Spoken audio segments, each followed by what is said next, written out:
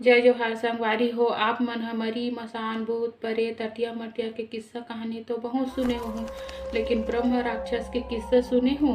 पहली के सियान मन ह कहा कि जब पहली ना ऋषि मुनि सब तपस्या में लीन रहा कही रहा ना, तो मेनका उर्वशी रंभा एमन ह ओकर भंग करे बर आए तपस्या ला, और तपस्या भंग कर देना तो ओला देख के भी मोहा जाए। तो इसने पहली के ब्राह्मण मन ह रहा जे मन सुंदर नारी देखतीस, मदिरा पान करतीस, मांस मटन खातीस और सुंदर नारी ओकर ऊपर मोहा जाए, कुकृत्य करे।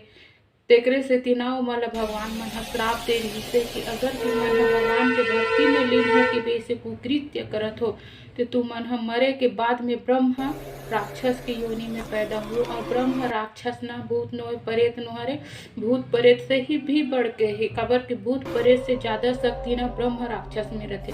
तुमन एक लेके भूत प्रेत ला हरा डारू, लेकिन ब्रह्म राक्षस ला नहीं हरा सको।